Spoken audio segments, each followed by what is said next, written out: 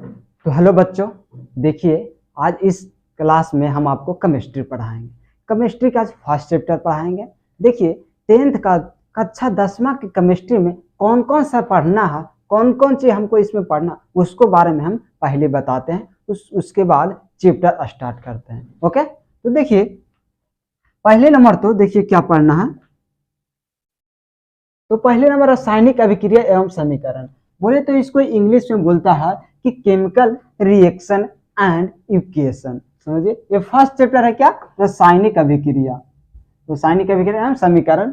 दूसरा है, देखिए दूसरा आपको क्या है, तो दूसरा आपको है आम्ल भस्म और क्षार, एसिड बेस इसमें पढ़े, वही है जो 9th में थोड़ा पढ़े हैं ना, वही इसमें और एक्स्ट्रा जुटेगा। ओके, फिर देखिए धातु अधातु, मेटल नॉन मेटल, कार्बनिक क्या, कार्बन तथा इसके यौगिक, यानी बोले तो कार्बन और इसका कंपाउंड पढ़ना।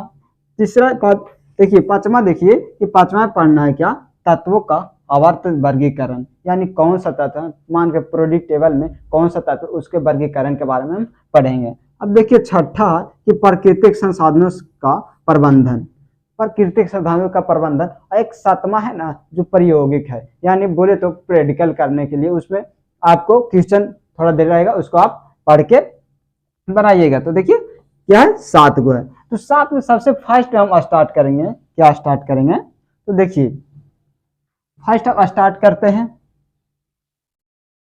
आपको रासायनिक अभिक्रिया। तो फर्स्ट है रासायनिक अभिक्रिया। तो देखो इसको पहले नंबर हम आपको बोर्ड पर समझाते हैं कि रासायनिक अभिक्रिया किसे कहते हैं। तो रासायनिक अभिक्रिया किसे कहते हैं, वो देखिए कि जब कोई पदार्थ अकेले या किसी अन्य पदार्थ से अभिक्रिया करके एक नए पदार्थ का निर्माण करता है। जैसे देखिए आपको लेते कार्बन लेते हैं, ये हम लोग लेते हैं क्या, कार्बन लेते हैं। तो देखिए चेंज करते हैं, हम कार्बन लेते हैं और कार्बन को ऑक्सीजन के साथ अभिक्रिया करवाते हैं, ऑक्सीजन के साथ अभिक्रिया करवाएं तो क्या बना, तो क्या बना, तो देखिएगा कार्बन डाइऑक्साइड बना। ओके, तो कार्बन डाइऑक्साइड बना। तो ये क्या है कि जब कोई पदार्थ अकेले, क्या कार्बन अकेले नहीं, या किसी अन्य पदार्थ से अभिक्रिया करके एक नए पदार्थ का निर्माण करता है, उसे या उसे क्या कहते हैं, रासायनिक अभिक्रिया कहते हैं। तो जैसे देखिए इसमें रासायनिक अभिक्रिया 2 को भाग लिया। अब जब भाग लेकर क्या कोई नया पदार्थ बनाता है, तो नया पदार्थ क्या बनाता है, प्रोडक्ट बनाता है। जैसे कोई ले लीजिए कि आप आलू के चिप्स छान के, चिप्स को छान के बना दी तो क्या बनता, तो जैसे देखिए चिप्स ना बोलता है लेज, कुरकुरे, जैसा इसमें है ना, कुरकुरे तो अलग बनता है, फिर लेज। तो इसी टाइप से क्या उसको छान कर दूसरा चीज बनाते हैं, 2 को मिक्स करके एक तीसरा चीज का निर्माण करते हैं। जो कार्बन, कार्बन है, एक ऑक्सीजन है, जो दोनों हमारे में उपलब्ध है। ओके, तो जब कार्बन ऑक्सीजन के मिलकर और कार्बन डाइऑक्साइड बनाएंगे, तो जो बनाता है, जो मिलकर बनाता है, जो हमारा मिल के बनाता है, उसको क्या बोलते हैं, ये उसको अबकारक बोलते हैं। क्या, अबकारक, अबकारक बोलते हैं, ये अबकारक हो गया। और जो बनाता है उसे प्रतिफल बोलते हैं। क्या, प्रतिफल, क्या बोलते हैं, प्रतिफल बोले। और जब प्रतिफल बोले तो इसको इंग्लिश में क्या बोलते हैं, जो देखिए इसको इंग्लिश में रिएक्टेंट और इसको प्रोडक्ट बोलते हैं। इसको क्या बोलते हैं, रिएक्टेंट बोलते हैं, समझिए,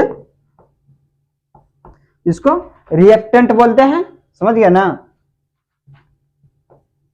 और इसको क्या बोलते हैं, प्रोडक्ट बोलते हैं, प्रोडक्ट। ओके, इसको प्रोडक्ट बोलते हैं, समझ में आ गया। अब ये आ गया अब कारक और प्रतिफल। तो अब कारक किसे कहते हैं और प्रतिफल किसे कहते हैं, तो जो रासायनिक अभिक्रिया में भाग लेता है, क्या, जो रासायनिक अभिक्रिया में भाग लेता है, तो कौन कौन इसमें भाग लिया, तो पहले नंबर तो लिया क्या, कार्बन, दूसरा नंबर ऑक्सीजन लिया। तो ये दोनों जब भाग ले क्या, अबकारक हो गया। और जो जब जब क्या होता है कि दोनों भाग लेकर जब नए पदार्थ का निर्माण करता है, वही क्या होता है, प्रतिफल कराता है। तो देखिए हम आपको बताते हैं प्रतिफल। तो इसमें देखिए पढ़िए आप, तो देखिए क्या कि जब कोई पदार्थ अकेले, क्या, देखिए हाँ, जब कोई पदार्थ अकेले ही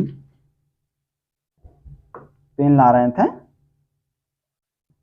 अकेले ही या किसी अन्य पदार्थ से अभिक्रिया करके, यानी अभिक्रिया करके भिन्न गुण वाले अब इससे अभिक्रिया करता है। जैसे देखिए भिन्न गुण वाले अभिक्रिया कैसे करेंगे, तो यहां देखिए, यहां लेते हैं, कैसे लेते हैं, तो भिन्न गुण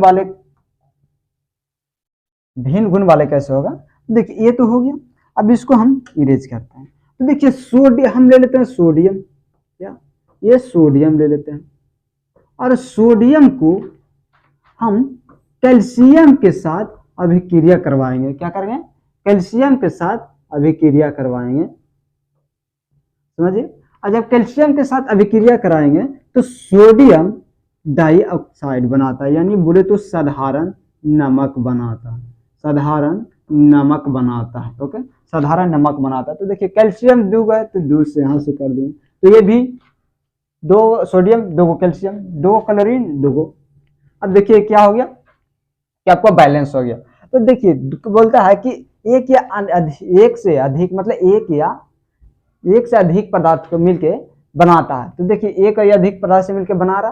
तो देखिए एक और बोला कि भिन्न गुण वाले, तो सोडियम के एक ऐसा गुण है ना, सोडियम का नेचर ही ऐसा कि जब कोई पानी के संपर्क में यानी जल के संपर्क में जाने पर वो विस्फोट कर देता है, क्या विस्फोट कर जाता। और कैल्शियम एक ऐसा है जो कैल्शियम को क्लोरीन है, तो क्लोरीन किसी भी रंग पे जाने का उसको रंग उड़ा देता, मतलब किसी भी, अगर आप किसी बाल पे लगा दिए ना, किसी को बाल पे लगा दिए तो बाल का कलर ही गायब कर देगा। तो क्लोरीन का काम है कि कलर गायब कर देना, यानी रंग को गायब कर देना। और सोडियम को काम है कि अगर किसी जल में गया तो विस्फोट होकर विस्फोट हो जाएगा और दोनों मिलकर एक साधारण नमक बना देता। जब देखिए 2 पदार्थ अपने आपस में खतरनाक है, दोनों ज्वाइंट हो रहा, उसके बाद क्या बना रहा, एक साधारण चीज बना रहा, समझिए।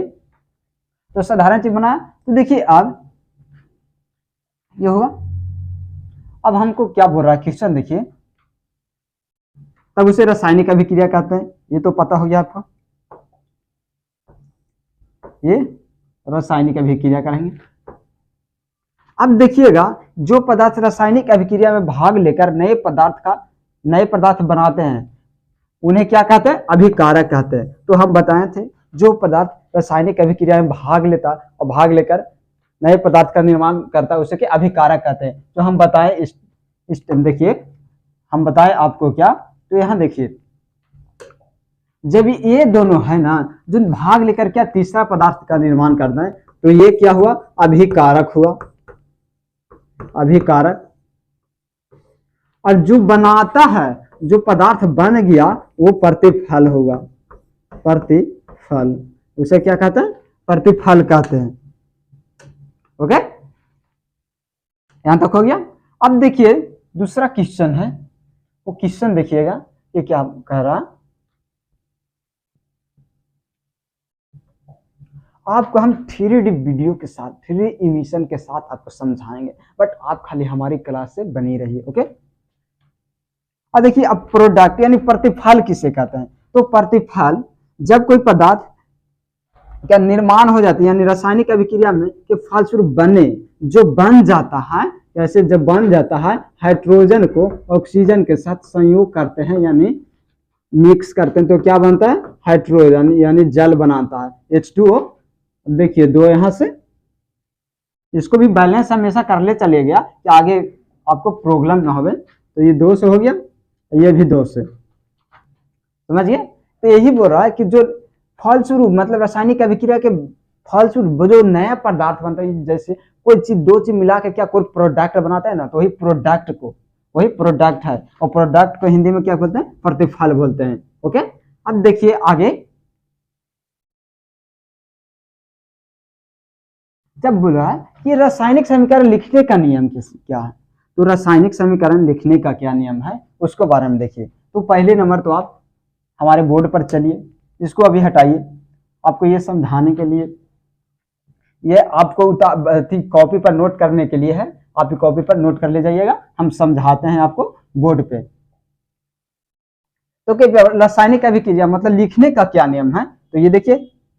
तब रासायनिक अभिक्रिया के लिखने का क्या नियम है, जो पहले देखिए, तो कोई अभिक्रिया, देखिए अभिक्रिया है ना, अभिक्रिया जो प्रतिफल के बाईं ओर लिखी जाती है, और जब प्रतिफल के दोनों बीच में धन चिन्ह का प्रयोग किया जाता है, और अभिकारक और प्रतिफल को क्या, अभिकारक और प्रतिफल को बीच में तीर चिन्ह का प्रयोग किया जाता है, यानी इसे बोला तीर चिन्ह का प्रयोग किया जाता है। ओके, यही है। तो देखिए यहां यही बता रहा, यही बता रहा।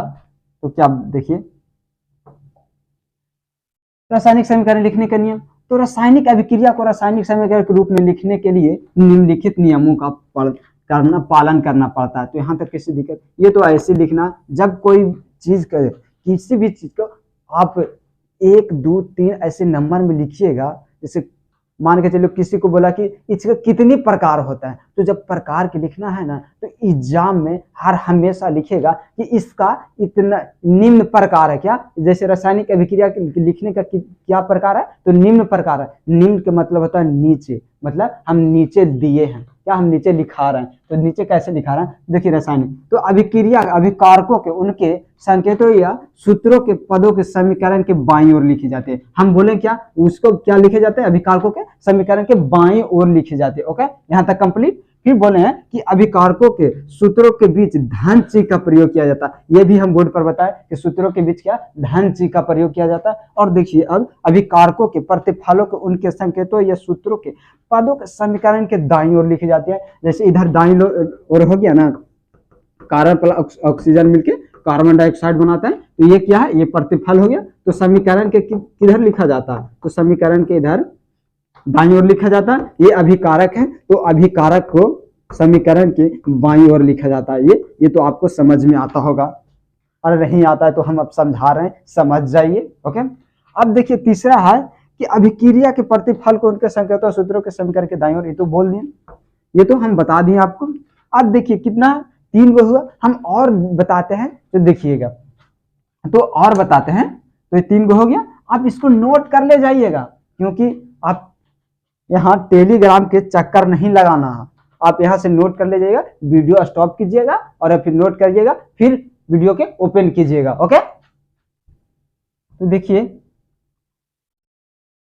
अब देखिए चौथा है क्या, चौथा बोलता है समीकरण लिखने का नियम, अभिक्रिया रासायनिक समीकरण लिखने का नियम। तो बोलते प्रतिफल के सूत्रों के मध्य में, अगर देखिए प्रतिफल के सूत्रों के मध्य में क्या, धन चिन्ह का प्रयोग किया जाता है। तो कैसे धन चिन्ह का प्रयोग करेंगे उसके बारे में देखिए। तो आपको हम बताते हैं कि जब देखिए 2 या 2 से अधिक पदार्थ मिक्स करके तीसरा वाला अधिक पदार्थ वाला मिक्स करते हैं। जैसे देखिए फेरस को हम जल के साथ मिक्स कराते हैं, तो क्या बनता है, क्या बनता है वो बताइए। फेरस को जल के साथ मिक्स करते हैं तो क्या बनता है, तो फेरस और फिर ऑक्सीजन अलग हो जाता है। इसको अलग करने के कैसे तरीका है वो देखिए, कहाँ गया, हाँ, तो देखिए इसको अलग करने के लिए आप कुछ नहीं, जब पहले नंबर आप एक पीढ़ा बना दीजिए, अब ऐसे करके आपको रासायनिक अभिक्रिया होता है। जब 2 पदार्थ आए ना, और एक में 2 गो रहे, एक में 1 रहे, तो ऐसे कैसे करना, या 2 गो में 2 रहे,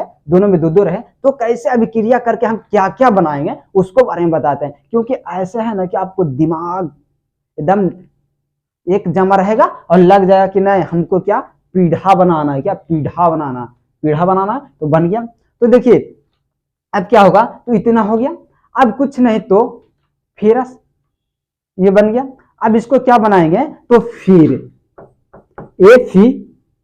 Fe4 और प्लस में H, क्या प्लस में H बनाएंगे। और H को हाइड्रोजन हमेशा सिंगल नहीं रहता, हमेशा डबल रहता। तो देखिए यहाँ कैसे हुआ, तो यहाँ 4 हुआ, ऑक्सीजन 4, यहाँ ऑक्सीजन कितना है, 1 है, तो यहाँ 1 है, तो यहाँ 2 से गुना करना पड़ेगा, क्या इसमें, सॉरी 4 से करना पड़ेगा, तो इसमें 4 से करते हैं। देखिए इसमें 4 से करते हैं, तो इसमें देखिए 3 गो है, तो ये 3 से हो गया, तो 4 4 हो गया यहां तक। अब देखना है इसमें कि क्या बनता है उसके बारे में। तो फेरस हमेशा 3 गो की त्याग करता, क्या फेरस लोहा कैसे ना 3 गो की त्याग करता, तो लोहा के लिए यहाँ 3 से, तो नहीं हो गया कि फेरस 3 गो, ऑक्सीजन 4 गो, हाइड्रोजन 2 गो, और 2 दूनी 4 दूनी 8 हो जाता, हाइड्रोजन कितना 8 हो जाता है। इसलिए देखिए होता है ना, देखिए 3 4 दूनी 8, यहाँ 8 हो गया हाइड्रोजन, यहाँ कितना हाइड्रोजन है 2 गो, तो इसको भी 4 से कर देते हैं, कोई प्रॉब्लम। अब दोनों देखिए सब में सेम सेम है। ये हम खाली आपको संतुलित करने के लिए बताओ, बैलेंस करने के लिए, क्योंकि आगे आएगा बैलेंस करने के लिए, इसलिए थोड़ा अभी सीख जाइए। तो नहीं भी बैलेंस कीजिएगा तो उसको कोई प्रॉब्लम नहीं है। उसके बाद देखना यहाँ तक हो गया। अब क्या बोल रहा है उसके बारे में कि प्रतिफलों के मध्य, तो ये क्या हुआ, ये है जो प्रतिफल है, क्या ये प्रतिफल है। और तो प्रतिफल के मध्य में किस चीज का प्रयोग करते हैं, तो ये धन चीज का प्रयोग करते हैं, यानी प्लस चार्ज का इसमें भी प्रयोग करते हैं। ओके, फिर बोला अभिकारकों और प्रतिफलों को एक तीर चिन्ह, यानी बोले तो अभिकारकों और प्रतिफल को एक तीर चिन्ह द्वारा अलग करता है। तो देखिए ये तीर चिन्ह है ना, इसको द्वारा अलग करते हैं, हम पिछले बार भी बताए। उसके बाद देखिए जाता है तो तीर चिन्ह यह दिखाता है कि अभिक्रिया किस दिशा की तरफ हो रहा है, अभिक्रिया किस दिशा की तरफ हो रहा है, जैसे अभिक्रिया के किस दिशा की तरफ हो रहा है उसके बारे में। तो देखिए पहले कार्बन ले लीजिए, ऑक्सीजन ले लीजिए, तो कार्बन डाइऑक्साइड बन गया। छोटा सा हम एग्जाम्पल ले रहे हैं क्योंकि ज्यादा लेंगे तो आपको अभी फर्स्ट क्लास में समझ में नहीं आएगा। तो देखिए कार्बन है ऑक्सीजन है, ये दोनों के अभिक्रिया करके क्या किधर बन रहा, इसको बारे में बताता है। तीर चिन्ह क्या बताता है, जब तीर चिन्ह इधर के देते हैं तो तीर चिन्ह बताते हैं इधर अभिक्रिया मतलब प्रतिफल, इधर प्रोडक्ट बन रहा है। जैसे आप किधर जाइएगा, सड़क पे जाते हैं, तो सड़क पे जाते हैं जहां टर्निंग रहता है तो हम मोड़ पर न डाल रहता है तीर के चिन्ह की ऐसे जाना, क्या इसी टाइम मतलब इधर आगे इधर जाना, यही तीर चिन्ह का प्रयोग करते हैं। क्योंकि बोलते हैं कि अभिक्रिया किस दिशा की तरफ बन रहा है, अभिक्रिया किस दिशा की तरफ बन रहा है उसको ही बारे में ये तीर चिन्ह है, जो ये तीर चिन्ह वही बताता है कि जब कार्बन ऑक्सीजन के एक साथ मिक्स करके कार्बन डाइऑक्साइड बना दिए तो अभिक्रिया किस तरफ बन रहा है, तो ये तरफ इस तरफ बन रहा है, यानी दायां साइड बन रहा है, यही हमारा बताता है। ओके तीर चिन्ह। अब देखिए अब क्या बोल रहा है दूसरा कि बैलेंस, यानी बैलेंस बोले थे ना कि संतुलित करना, क्या संतुलित करने के लिए आना चाहिए, तो बैलेंस करने के लिए क्या होता है, संतुलित वैसी रासायनिक अभिक्रिया जिसमें दोनों ओर तत्वों की परमाणु की संख्या समान हो, दोनों ओर तत्वों या परमाणु की संख्या समान हो, उसे बैलेंस रासायनिक, यानी बोले तो संतुलित रासायनिक। देखिए वैसे रासायनिक समीकरण जिसमें दोनों ओर तत्वों की परमाणु की संख्या समान हो उसे संतुलित रासायनिक कहते हैं। जैसे देखिए, जैसे आपको बताते हैं,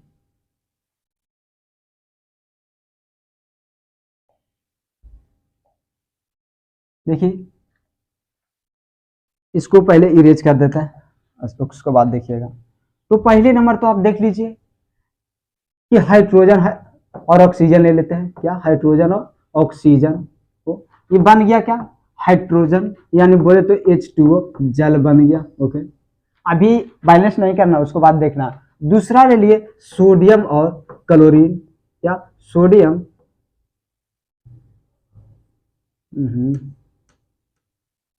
सोडियम और क्लोरीन ले लेते हैं, और क्लोरीन ले लिए, ये बन गया सोडियम क्लोराइड। क्या बना, सोडियम क्लोराइड बना।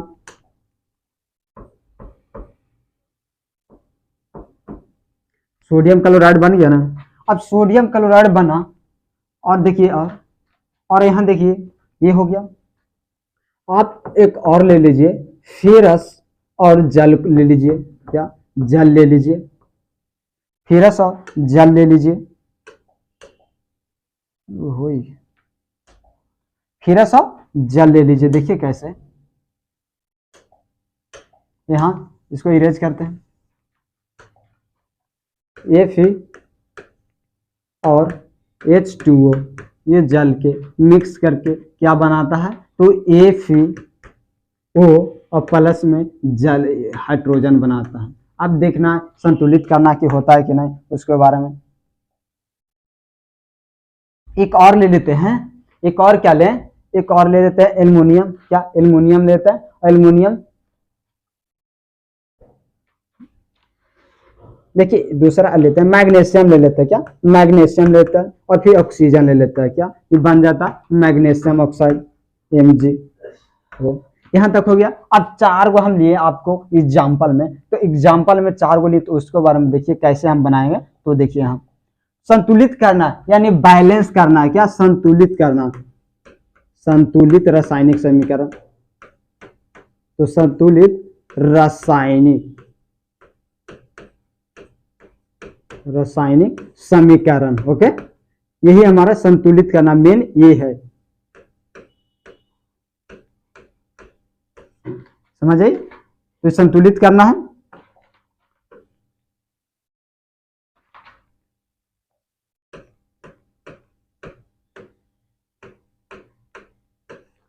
संतुलित करना तो देखिए, पहले देखिए हाइड्रोजन क्या है, इतना है, इसमें हाइड्रोजन कितना है तो वो देख लीजिए। तो हाइड्रोजन जितना है उसको बारे में पहले देख लेना। तो हाइड्रोजन है इसमें कितना, 2 गो, इसमें हाइड्रोजन कितना, 2 गो, यहाँ बैलेंस। ऑक्सीजन यहाँ कितना, 2 गो, यहाँ ऑक्सीजन कितना, 1 गो। क्योंकि जब छोटका से गुना करें, छोटा में गुना होता है ना, छोटका में, तो जिसमें गुना होता है उसी में गुना रहता है, नहीं कि पूरा में गुना रहता है। अब जब बड़का में गुना करेंगे तो पूरा में गुना रहता है। तो देखिए ऑक्सीजन कितना है, तो ऑक्सीजन 1 है, यहाँ 2 है। तो ऑक्सीजन के लिए हम यहाँ 2 से कर सकते हैं क्या, ये नहीं आपको दिख रहा,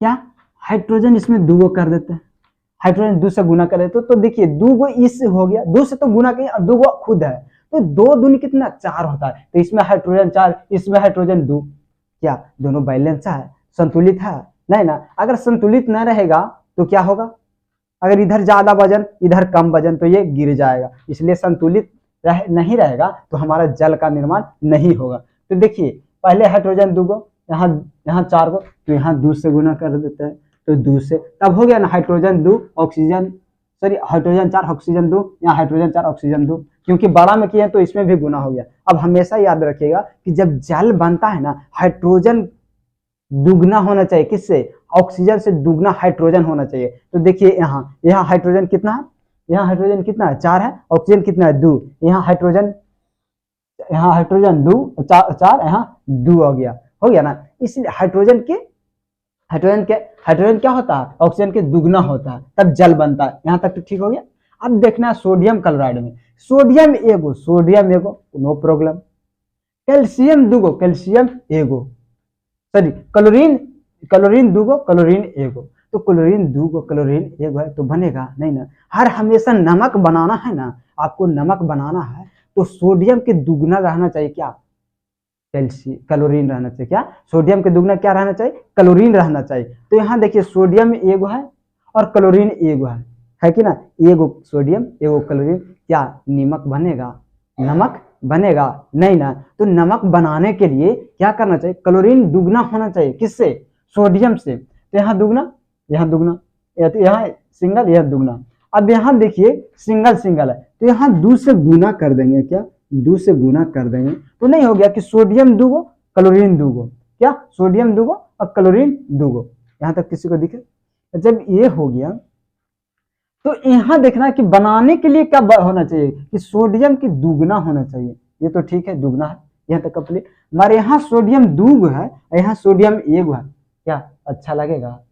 आपको कोई 50 रुपया दिया, उसको 25 रुपया दीजिएगा तो क्या करेगा, बोलेगा कि अगला बार से मांगेगा तो काट देंगे मुझे, इसलिए इसमें क्या 2 से गुना कर देना। ओके, अब देखिए दोनों बैलेंस हो गया। अब यही बोला संतुलित रासायनिक समीकरण या बैलेंस केमिकल इक्वेशन। ओके, अब इसमें देखिए आप फेरस और जल, इसमें क्या क्या बनता है उसके बारे में देखिएगा। तो देखिए ये है ना जो फेरस थ्री बनाता है, क्या फेरस थ्री, क्योंकि Fe में 3 इलेक्ट्रॉन त्याग देता है, बोलता है ना 3 इलेक्ट्रॉन त्याग देता है, तो Fe3 बनाता है। ओके, Fe3 बनाया। अब देखिए ऑक्सीजन, जब 3 के साथ ऑक्सीजन आएगा तो ये 4 आएगा, क्या ये 4 आएगा। ओके, और जब 4 आया तो यहाँ देखिए फेरस कितना, 1 है, यहाँ 3 है, तो यहाँ 3 से।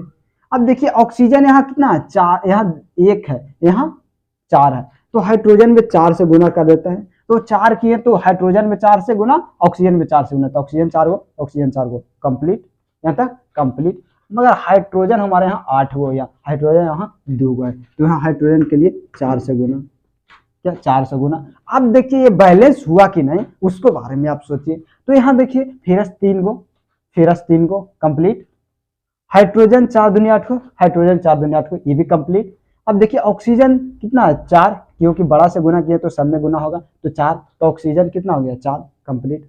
अब नीचे आते हैं मैग्नीशियम को देखते हैं, तो मैग्नीशियम प्लस ऑक्साइड बनता है, मैग्नीशियम ऑक्साइड बनाता है। तो मैग्नीशियम ऑक्साइड में कैसे बनता है, जब मैग्नीशियम ऑक्साइड बनाने के लिए मैग्नीशियम के दुगना ऑक्सीजन होना, क्या मैग्नीशियम के दुगना ऑक्सीजन होना चाहिए। तो देखिए मैग्नीशियम कितना है, 1 है, ऑक्सीजन कितना 1 है, बनेगा, क्योंकि इधर ऑक्सीजन कितना 2 लिए हैं और यहाँ मैग्नीशियम 1 लिए, तो मैग्नीशियम के 1 लिए तो कंप्लीट, मगर ऑक्सीजन 1 है, कंप्लीट होगा नहीं ना, इसके लिए 2 आना चाहिए। तो यहाँ 2 से गुना कर देंगे, तो जब 2 से गुना कर देंगे तो 1 लफड़ा और लग गया, क्या 1 लफड़ा और लग गया, क्योंकि मैग्नीशियम 1 चाहिए, ऑक्सीजन के सिंगल, मतलब मैग्नीशियम है ना जो ऑक्सीजन सॉरी ऑक्सीजन है ना जो मैग्नीशियम के दुगना बनता है, तो मैग्नीशियम ऑक्साइड बनाता है, दुगना रहता है। तो यहाँ तो दुगना है, मैग्नीशियम भी दुगना है, ऑक्सीजन भी दुगना, तो दोनों बराबर है, तो यहाँ तो नहीं ना बनेगा। क्यों नहीं बनेगा, क्योंकि यहाँ मैग्नीशियम सिंगल है, यहाँ दुगना कैसे होगा, तो इसलिए 2 से यहाँ गुना कर दें। तो देखिए दुगना मैग्नीशियम और देखिए दुगना ऑक्सीजन, दुगना मैग्नीशियम दुगना ऑक्सीजन, दोनों दिन क्या हुआ, बैलेंस हो गया ना, दोनों दिन बैलेंस हो गया। यही बोलता है संतुलित रासायनिक समीकरण, वो बैलेंस केमिकल इक्वेशन बोलते हैं, समझिए। अब देखिए चलते हैं हम अपना क्वेश्चन पर, तो क्वेश्चन पर चलते हैं। तो क्वेश्चन पर क्या बोल रहा है कि देखिए वैसी रासायनिक समीकरण जिसमें दोनों ओर तत्वों की परमाणु की संख्या समान होती है, संतुलित रासायनिक समीकरण कहते हैं। ओके, संतुलित रासायनिक समीकरण हो गया। अब देखना है संतुलित रासायनिक समीकरण को, यहाँ एग्जाम्पल दे दीजिए आप, यहाँ आप एग्जाम्पल दे दीजिए कुछ, क्योंकि आप नोट भी कर ले जा रहे हैं, यहाँ नोट कर ले जाइएगा। सोडियम और प्लस क्लोरीन अब बन जाता है sodium chlorine, okay, sodium chlorine, यहाँ से बैलेंस कर ले जाइएगा। तो बैलेंस करने के लिए 2 से यहाँ और 2 से यहाँ, कंप्लीट। अब ऐसे आप नोट कर लीजिए, ओके।